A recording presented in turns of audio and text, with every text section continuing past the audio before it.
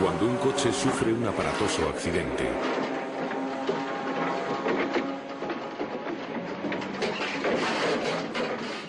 o cuando suena una campana, el sonido que oímos no lo producen esos objetos como tales, sino su vibración. Estas vibraciones provocan perturbaciones en el aire que viajan hasta nuestros oídos y allí se transforman en la sensación del sonido tal y como nosotros la conocemos. Cuando suena un altavoz, los movimientos de su membrana se transmiten a las moléculas de aire que están en contacto con ella. Estas se trasladan y crean una especie de reacción en cadena, donde las moléculas desplazadas obligan a sus vecinas a hacer lo mismo. Así se produce una onda que se propaga en todas direcciones.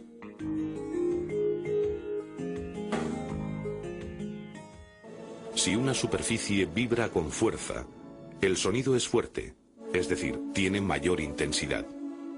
La intensidad y el tono de un sonido son dos de sus características más importantes.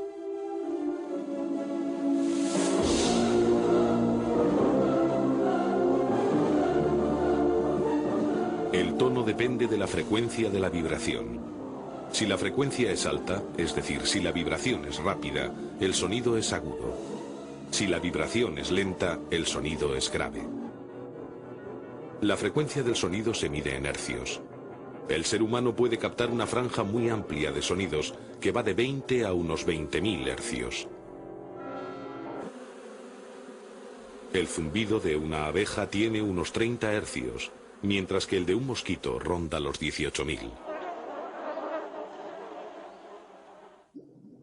Otros animales pueden percibir sonidos que nosotros no podemos oír.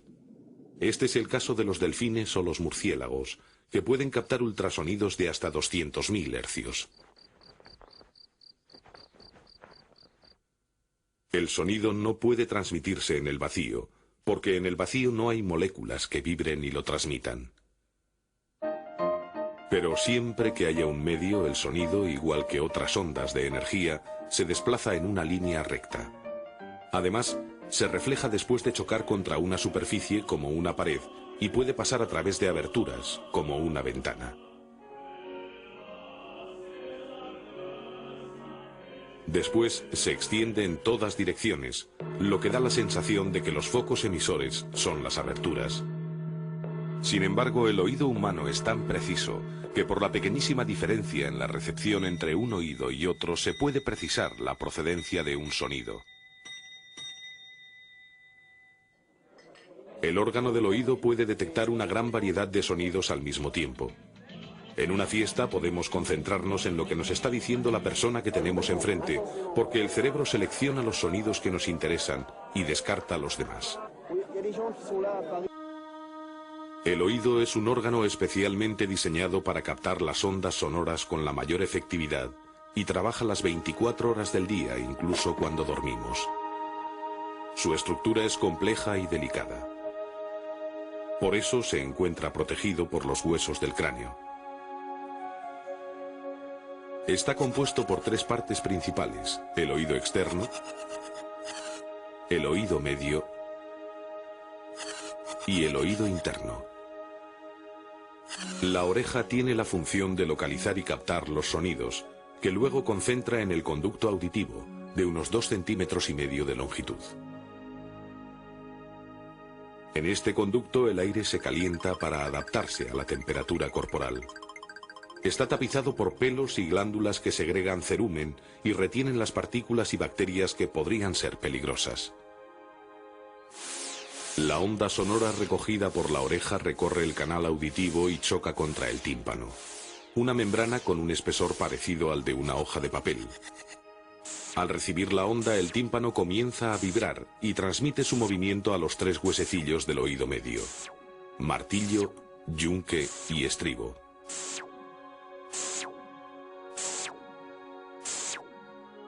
Estos huesecillos, los más pequeños del cuerpo humano, tienen la función de conectar el oído externo con el interno y la realizan con una eficacia asombrosa. Amplifican la vibración sonora hasta 20 veces para que sea recibida correctamente por el oído interno. El oído medio está comunicado con el exterior a través de un tubo llamado trompa de Eustaquio, que conecta con la faringe y la nariz. Este conducto permite que exista la misma presión a los dos lados del tímpano.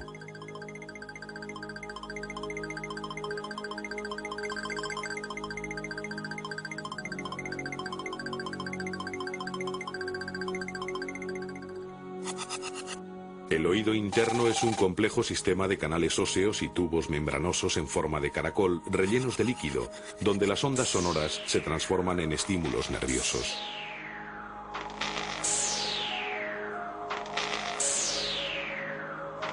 La vibración de los huesecillos del oído medio transmite el movimiento al fluido del oído interno y viaja a través de la estructura en forma de caracol, estimulando miles de células receptoras que envían los impulsos al cerebro.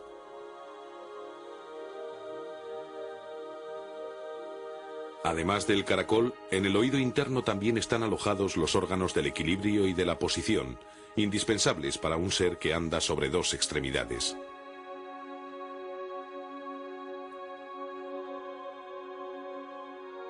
Por un lado, hay tres canales semicirculares, en los que hay unas cámaras que contienen cilios. Cualquier movimiento de la cabeza hace circular el líquido interior y mueve los cilios, cuyas terminaciones nerviosas transmiten al cerebro la posición.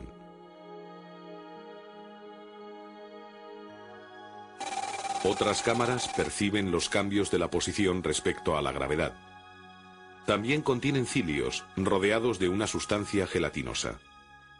Cuando ésta se mueve, se estimulan los cilios que transmiten estímulos al cerebro.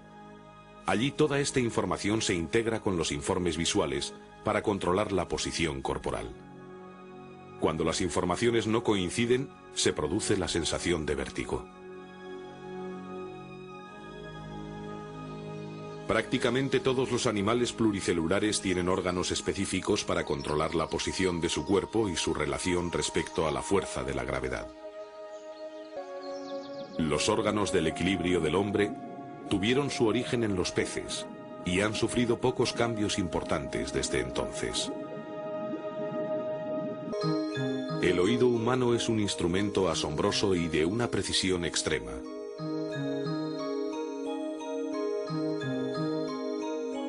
Gracias a él podemos comunicarnos por medio del habla y nos permite disfrutar de la música.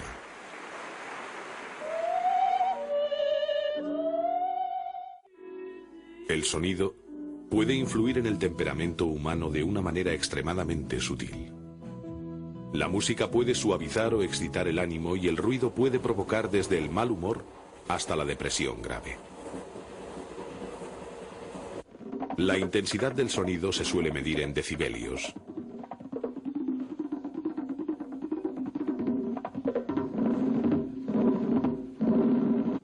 Una conversación tranquila tiene de 20 a 50 decibelios.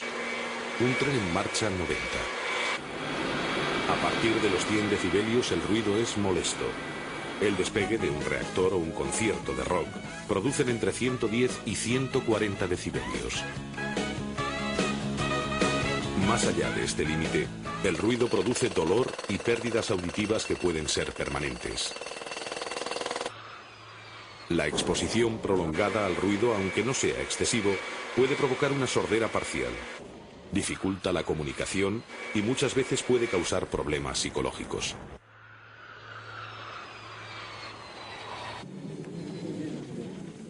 El ruido afecta al sueño, a la concentración y a la eficiencia. Muchos gobiernos han considerado ya el problema de la contaminación sonora y se toman medidas como la instalación de pantallas acústicas o la insonorización industrial y urbana, ya que se reconoce al ruido como uno de los inconvenientes ambientales más graves de la sociedad moderna.